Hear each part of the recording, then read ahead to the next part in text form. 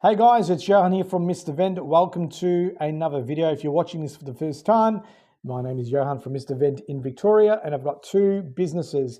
Number one is I sell different types of vending machines to people like yourself, to organizations or individuals who are starting out.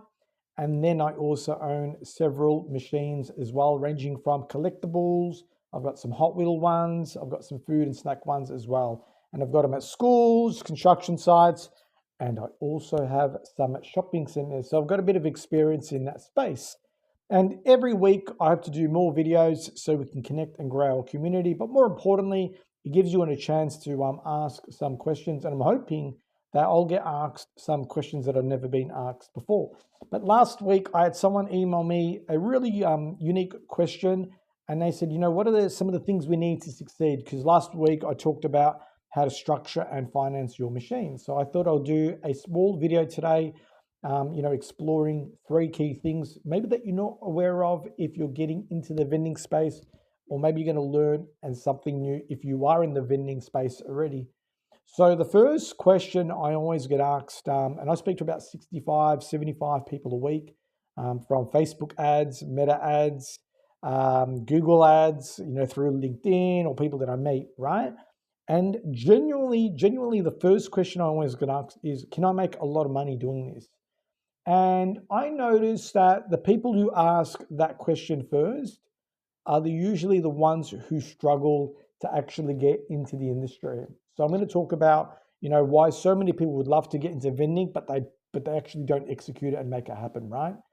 And when people straight away want to talk about the money side, how much can I make? Can I get rich doing this? And can it replace my income straight away? I genuinely find that 70 or 80% of those people will not take action.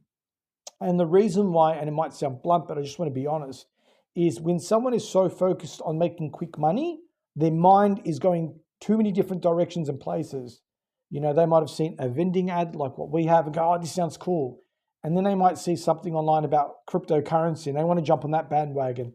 And what happens is they get a thing called analysis paralysis, where they got so many ideas and they will never take action.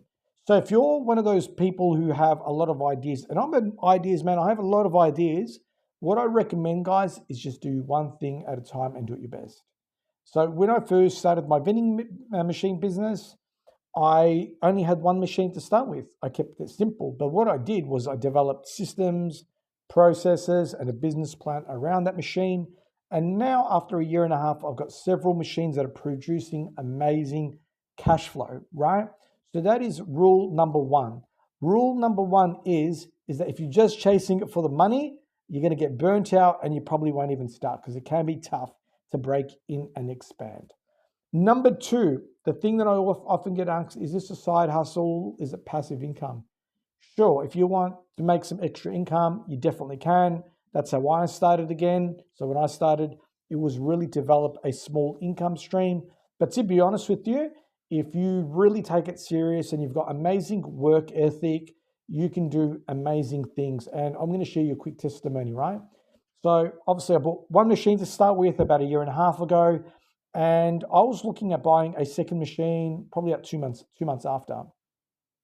And what I did was I went to shopping centers that had certain machines that I liked.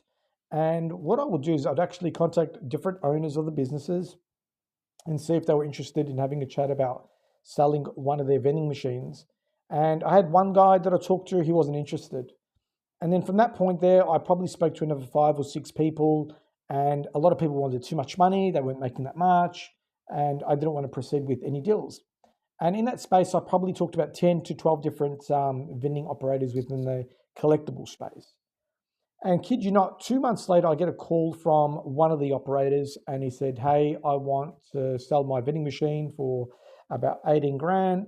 And we bought ours brand new for 25K, but it's a very licensed product, it's very complicated. And I said, look, that sounds like a good deal. And I got his numbers, and his numbers weren't doing that well. So I said, look, in good faith, I'll offer you 17 plus for your stock. And I knew the risk I was going to take that machine over. But the first thing I actually did with that machine was I moved it from one shopping center to another shopping center where the rent was lower, a better demographic. And straight away, that machine started making quite a bit of profit.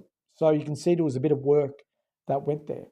And as I said, I spoke to 10 different owners. 6 months later, I get a call from a lovely couple, and they said, "Hey, Johann, we want to get out of the business. We want to sell this machine. We've had it on the market for 15 to 18 grand, and we've had no bites." Now, I was looking at their profit and loss, and it was really bad. Like, to be honest with you guys, they were making like $600 a month in sales, not even profit. Very bad.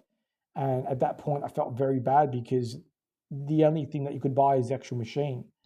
And I ended up buying that machine. That was a licensed machine for a product for about $9,000. Now, here's the kicker. In 1 month, I was at the same shopping center. The machine was at the same location, which is still there today after a year. And what they've made in 1 month is what I make in 1 week now. Now, why is it? Is it because I'm a good person? No, not necessarily. Is it because, I know everything about everything? Not at all. I'm always learning. But the third thing that I actually did, guys, was I worked really hard towards that machine. So the first thing I did was I actually increased the prices of the machine, of the product, I should say, sorry. I replenished the stock to more newer stock that was more like, really great for the marketplace as well. And then every time I would fill up machines, I would go there in busy periods and I'll talk to people who walk past the machine.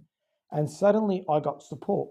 Now, on my second month, it went from being $600 a week to $800 a week. Now, going forward, I'm still making about 3-4K of revenue from that machine, right? And it's a really good machine.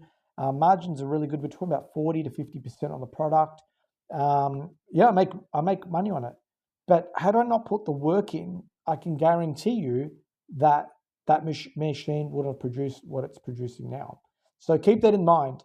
If you want to grow this business, you've got to have a very strong work ethic. Number three, something that I want to be very transparent on again today is that you've got to have a lot of tolerance, and I'd say that you've got to have a lot of really good time on your hands if you want to grow the business. So I see so many people come in and out of the industry. 95% of people sell up their business within a year.